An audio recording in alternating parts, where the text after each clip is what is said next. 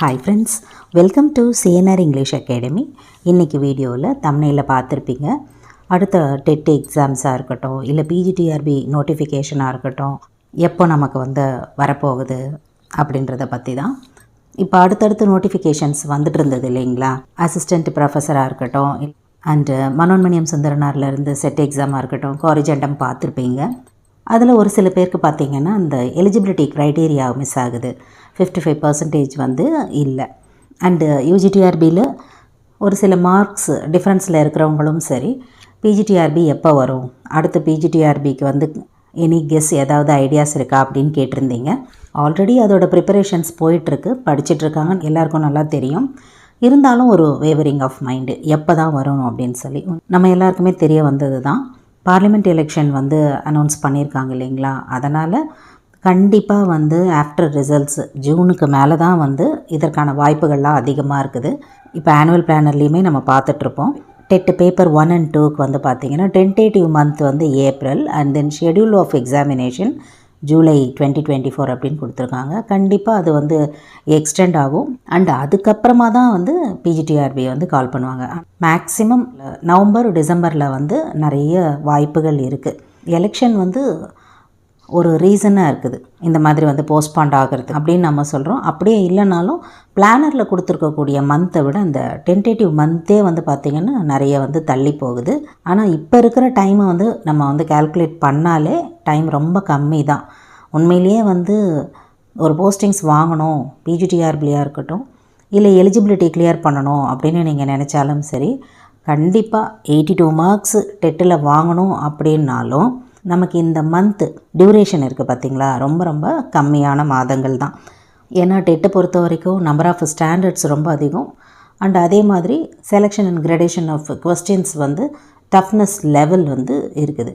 பிஜிடிஆர்பிலையும் பார்த்திங்கன்னா எல்லாருமே இந்த நோட்டிஃபிகேஷனில் எதிர்பார்க்குற தமிழ் எலிஜிபிலிட்டியாக இருக்கட்டும், and psychology and GK, apart from 10 units எந்த சப்ஜெக்டாக இருந்தாலும் சரி படிக்கிறது ரொம்ப கஷ்டம். இது இல்லாமல் ஒரு சில பேர் சிலபஸ் மாறுமா அப்படின்ற கேள்விகளையும் நம்ம கிராஸ் பண்ண வேண்டி இருக்குது. நீங்கள் அதையே நினச்சிக்கிட்டு இன்னுமே ப்ரிப்பரேஷனை ஸ்டார்ட் பண்ணாமல் இருந்தீங்கன்னு சொன்னால் நிலைமை ரொம்ப மோசமாயிடும். ஏன்னா கிட்டத்தட்ட இப்போ யூஜிடிஆர்பிக்கு ப்ரிப்பேர் பண்ணியிருந்தாங்க பார்த்திங்களா, ஒருவேளை மார்க்ஸ் மிஸ் ஆகி ஏதாவது டிஃப்ரெண்ட்டான சுச்சுவேஷன் அவங்களுக்கு வரும்போது அவங்க பிஜிடிஆர்பி ட்ரை பண்ணாங்கன்னு சொன்னால் கண்டிப்பாக நல்ல ஒரு சான்ஸ் இருக்குது. ஏன்னா நமக்கு தெரியும் பிஜிடிஆர்பியை கம்பேர் பண்ணும்போது யூஜிடிஆர்பி சிலபஸ் எவ்வளோ வாஸ்ட்டாக இருந்தது. அந்த யூனிட் 1 போதும், சரிங்களா? ஸோ கரண்ட்டில் நல்லா படித்து இப்போ எக்ஸாம் எழுதி ஏதோ ஒரு டிஃப்ரென்ஸில் இருக்கிறவங்க அவங்களுக்கு நல்ல வாய்ப்பே இருக்குது.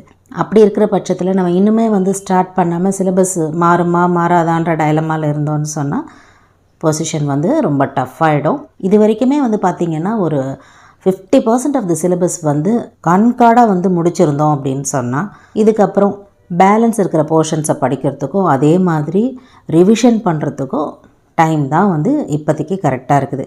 எப்படி கொஸ்டின் கேட்டாலும் சரி, எவ்வளோ டஃப்பாக இருந்தாலும் சரி, கண்டிப்பாக ஒரு போஸ்டிங் இருக்குது நமக்கு அப்படின்னு நினச்சிங்கன்னா 50% கண்டிப்பாக கிளியர் பண்ணியிருக்கணும். அட்லீஸ்ட் ஒரு 3-4 யூனிட்டாவது கன்ஃபார்மாக நல்லா படிச்சிருக்கணும், தரோவாக படிச்சிருக்கணும். மேபி இந்த சிலபஸோட இது லாஸ்ட் எக்ஸாமாக கூட இருக்கலாம்.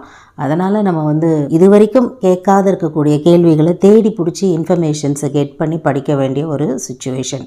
எப்போவுமே ஃபஸ்ட்டு சிலபஸ் ஃபஸ்ட்டு எக்ஸாம் எழுதுகிறவங்களும் சரி, லாஸ்ட்டாக அட்டன் பண்ண போகிறவங்க சில சமயம் அது தெரிய வரும், சில சமயம் தெரிய வராது.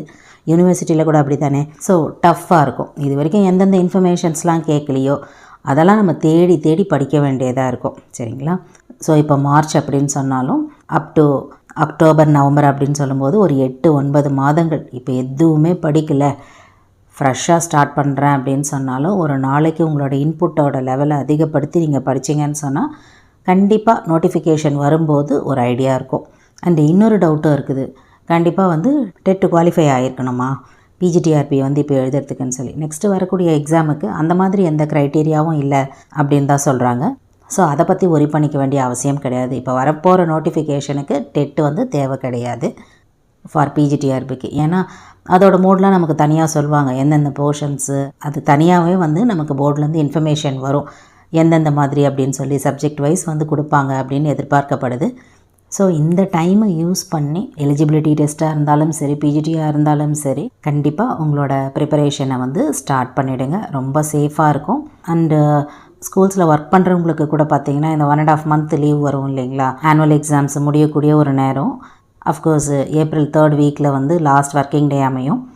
அதிலேருந்து நீங்கள் ஸ்டார்ட் பண்ணி அந்த ஒரு மாதம் படிச்சிருந்தீங்க அப்படின்னு சொன்னால் கூட உங்களோட எக்ஸாம்ஸ்க்கு வந்து ரொம்ப ஹெல்ப்ஃபுல்லாக இருக்கும்.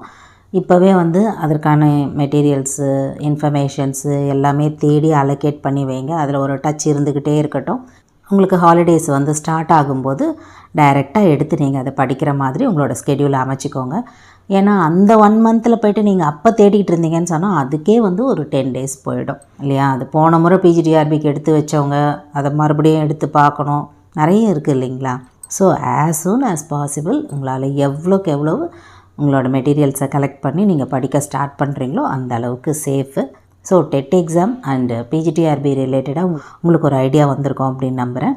இதில் உங்களுக்கு ஏதாவது டவுட்ஸ் இருந்ததுன்னு சொன்னால் வழக்கம் போல் உங்களோட கமெண்ட் செக்ஷனில் சொல்லுங்கள். Up to this I conclude. இதே மாதிரி ஒரு நல்ல வீடியோவில் உங்களை நான் மீட் பண்ணுறேன். Thank you friends. தேங்க்ஸ் ஃபார் வாட்சிங்.